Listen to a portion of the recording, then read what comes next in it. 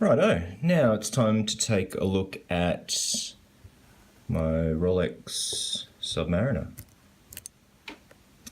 This is a 1999 version of the Rolex Submariner.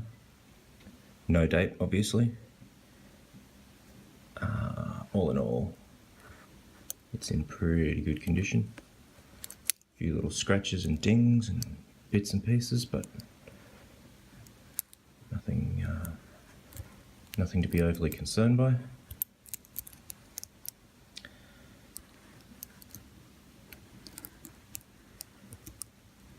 So, what do I think of this watch? Well, I like it. Yeah, everyone likes them, right? But it is a very usable watch. A comfortable watch, and because it's a reasonably tough watch, it's it's nothing you have to really worry about when you're wearing it. You don't have to be too precious about it.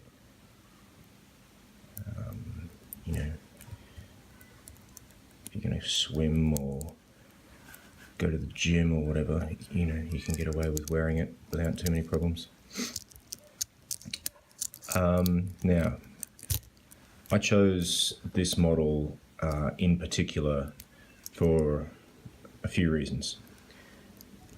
After a lot of umming and ahhing and searching around, I settled on this no-date model for a couple of reasons.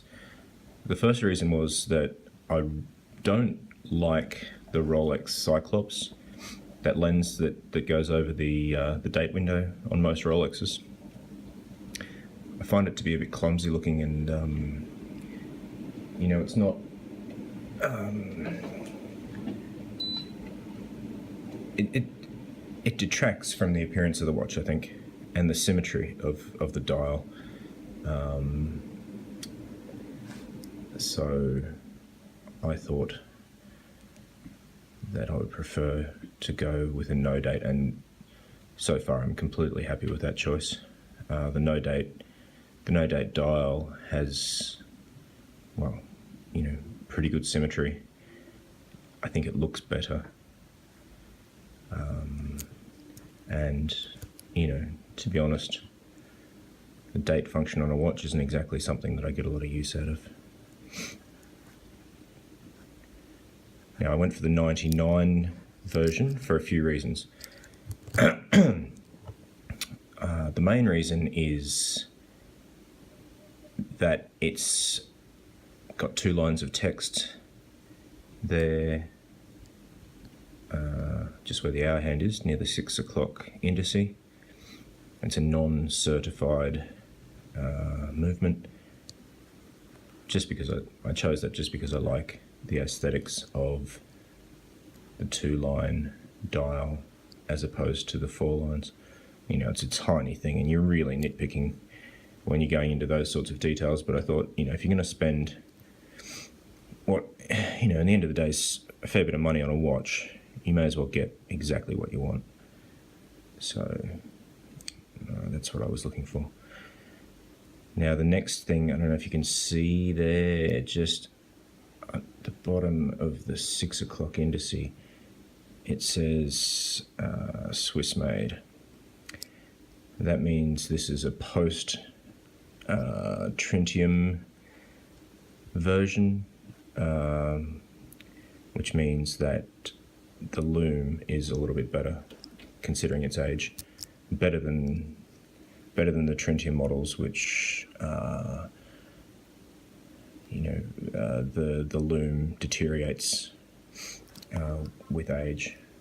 The lume on this watch isn't terribly awesome. Like, it's compared to my Seikos and my Orients, it's it's much worse. But you don't buy a watch for its lume, I don't think.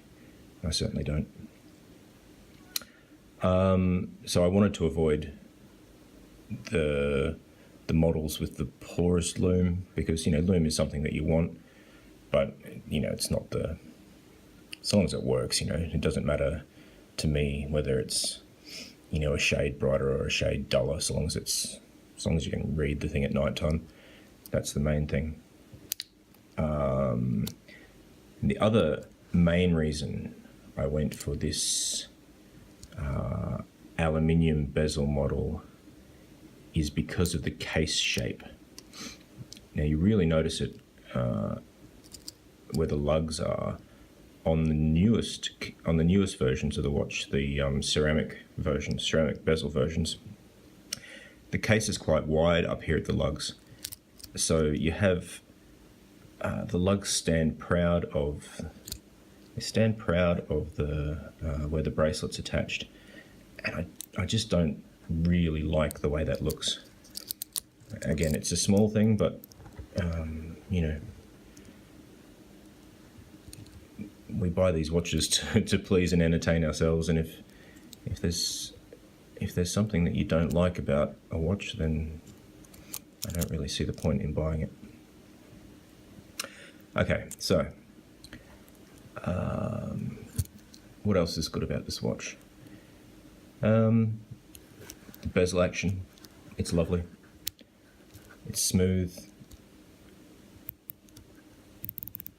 It's not hard to move. It's very positive. Sounds nice. Yeah, it's really good.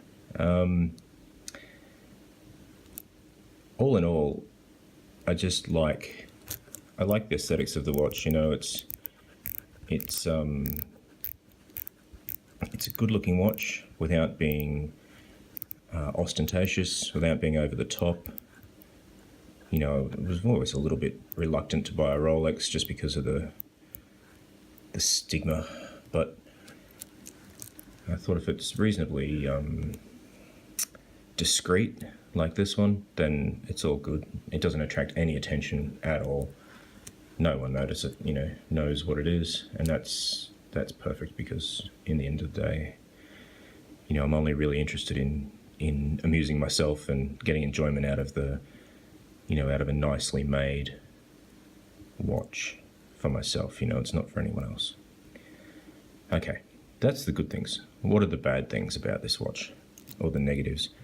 A lot of people poo-poo this bracelet because it's the non-solid linked bracelet. You know, people don't like it because it's a bit rattly or whatever. I really haven't found that to be too much of an issue, and I think the extra lightness of the hollow end links actually makes the watch a little bit more wearable, personally. So I'm happy enough with that. And I know the clasp is another point that a lot of people complain about, but you know, to me the clasp's fine. It's not great, but it's not terrible. I guess the thing that I like least about the watch is, I mean, apart from it being quite common, is that it's a little small. You know, it's not a big watch, and I'm not a big guy, but I'll just put it on. I find it to be just a tiny bit small for me. Not small. Okay, small's probably not the right word, but it just doesn't quite have enough wrist presence, I suppose. And again, I'm not a big boned guy at all. I've got a wrist size around 17 centimeters. And the watch generally just feels a bit small for a tool watch. But you know, that's really looking for something not to like about it. And you know, having a watch that's not massive has its benefits as well, as of course, you know. You know, it is more discreet. You're less likely to knock it on things. You know, it's not as heavy as other watches out there, so it's a little bit more comfortable. So, you know, there's pluses and negatives that come along with that. The other thing that I don't like about this watch, and Rolexes in general, is the case back. It's an undecorated, unengraved, plain case back. To me, that's, I don't know, a bit of a disappointment. I like having something, a nice engraving on the back of a case back.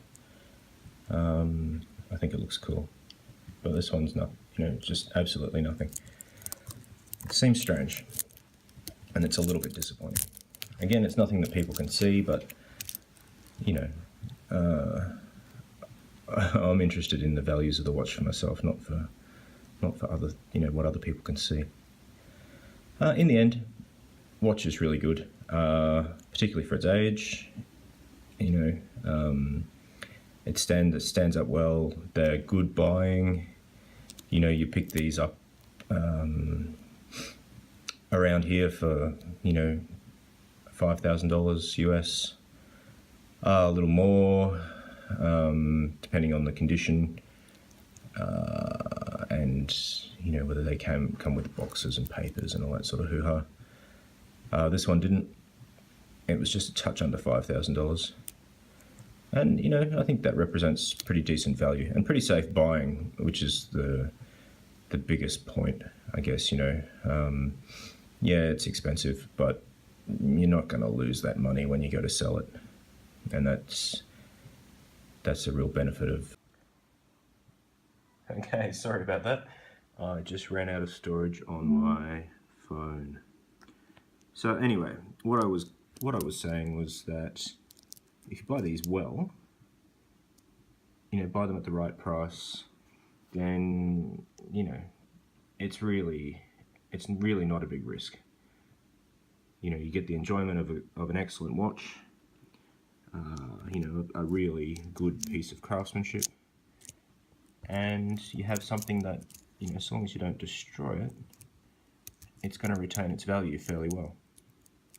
And I think this model in particular, but, you know, generally, Rolex Submariners in steel are going to be like that. So yeah, I'd definitely buy another one, and I wouldn't hesitate to recommend it to anyone else who's thinking about it. Okay, so let me know what you think. If you've got any requests, let me know. All right, bye.